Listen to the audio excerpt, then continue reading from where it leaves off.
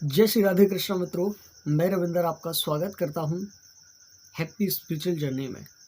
और आज हमारे एक सामाजिक टॉपिक है। आपके जितने पर्सनल रिश्ते हैं, अगर वो टॉक्सिस होते जा रहे हैं तो इनका क्या सॉल्यूशन है, इस टॉपिक पर आज हम बात करने वाले हैं।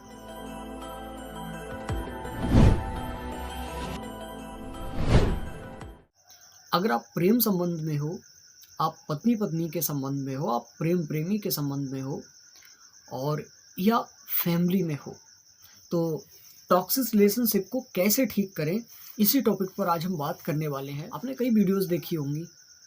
एक तो डायलॉग है कि मुकर्रर बोझ बन जाए तो उसको भूलना अच्छा।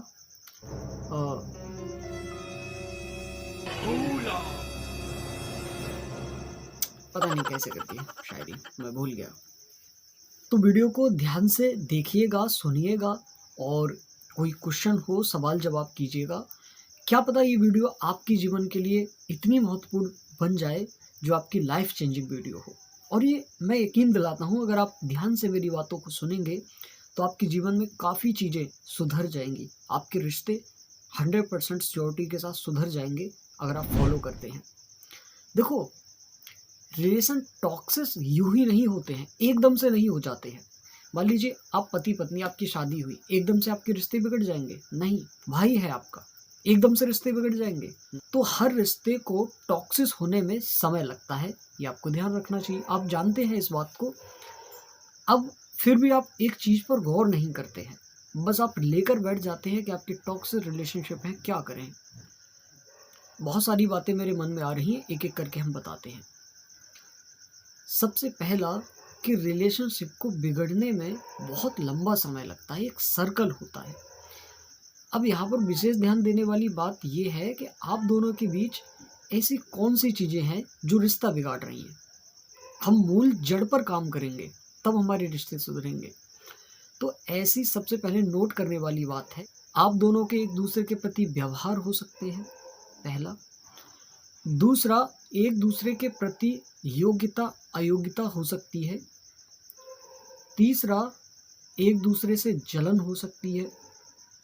चौथा, एक दूसरे के बीच कोई तीसरा व्यक्ति हो सकता है जो बिगाड़ने की कोशिश कर रहा हो। और इस तरीके के और भी कई कारण हो सकते हैं, तो उन पर ध्यान देने की जरूरत है। आपको उस नस को पकड़ना पड़ेगा जहां से रिश्ते बिगड़ने की वजह बन रही है, पहला।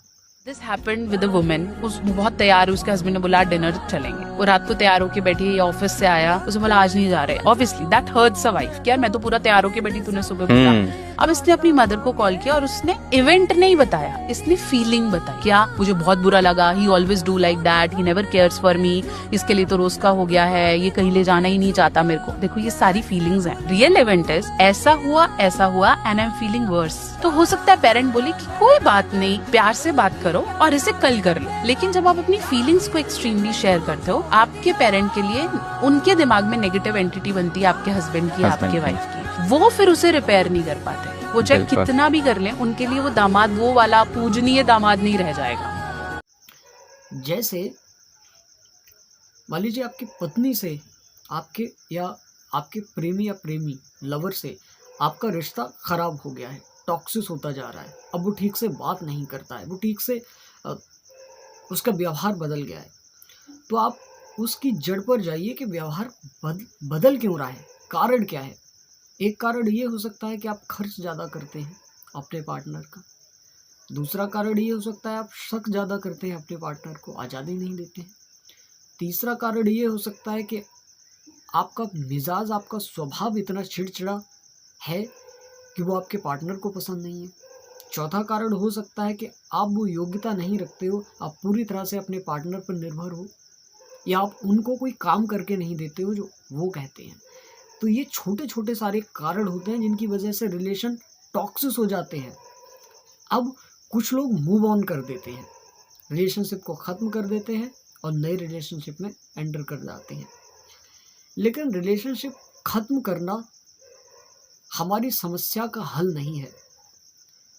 जरा सोचिए कि आज आपने रिलेशन खत्म कर दिया, ये सोचकर के सब कुछ समाप्त हो जाएगा। आपने कभी शुरुआत किया था कुछ सोचकर, अब आप इस रिलेशन को खत्म करके एक नए रिलेशनशिप में कभी तो आएंगे, फिर से सोचकर कि कुछ बेहतर होगा, और वही सेम उस रिलेशनशिप में हुआ तो क्या करेंगे? फिर क्या तीसरा करेंगे, चौथा करेंगे या पांचवा करेंगे?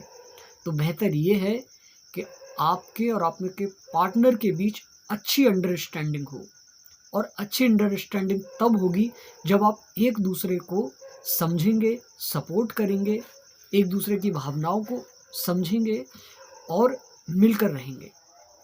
कभी ऐसा होता है कि एक व्यक्ति गर्म हो रहा है, कुछ बोल रहा है, तो दूसरे व्यक्ति को वहाँ शांत हो जाना चाहिए थोड़े समय के लिए।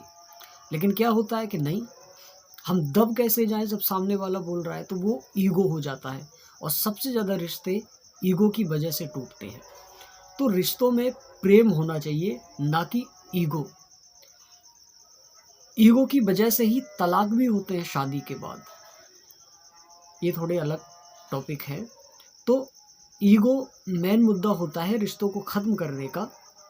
कुल मिलाकर रिश्ते जो टिके होते हैं वो एक नींव पर टिके होते हैं। मैं आपको सबसे ज़्यादा इम्पोर्टेंट चीज़ बता रहा हूँ अब लास्ट में। रिश्ते टिके होते हैं कि आप अपने पार्टनर को फील कैसा करा रहे हो, कैसा महसूस करा रहे हो। सामने वाला व्यक्ति आपके साथ रहकर या आपकी बातों से कितना प्रभावित हो रहा है, कैसा महसूस कर रहा है। आप चाहे जो कर रहे हो, अगर सामने वाला आपसे बहुत अच्छा महसूस कर रहा है तो वो आपके साथ रहना पसंद करेगा। लेकिन वो अगर आपसे बिल्कुल भी अच्छा महसूस नहीं कर रहा है, बोरिंग महसूस कर रहा है, या उसे हेजिटेशन हो रहा है, ऐसा परेशानी हो रही है, तो रिश्ते बिगड़ जाएंगे। तो आपको अपने पार्टनर को सब तरीके से अच्छा महसूस कराना ही रिश्तों को बेहतर बनाने की नींव है। अब ये दोनों ही लोगों को समझना पड़ेगा, ना कि ये किसी एक व्यक्ति की जिम्मेदारी है। अब आप सोचें कि सामने वाला कैसे समझेगा? सामने वाला भी समझ जाएगा। अगर आप खुद को समझने लगेंगे सामने वाले को क्या अच्छा है, क्या खराब है, तो धीरे धीरे उसके मन में आपके प्रति चीज़ें बदलने लगेंगी, और एक समय ऐसा आएगा कि सामने वाले को महसूस होने लगेगा कि शायद कुछ मैं गलत कर रहा हूँ सामने वाले के साथ, सामने वाला अच्छा बंदा है या अच्छा व्यक्ति या अच्छी बंदी है। तो वो ऑटोमेटिक माइंड चेंज हो जाएगा उसका, और रिश्ते आपके और बेहतर हो जाएंगे। तो ये एक छोटा सा सॉल्यूशन है।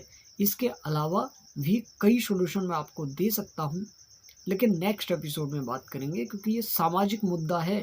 ये 10-5 मिनट वाली बात नहीं है।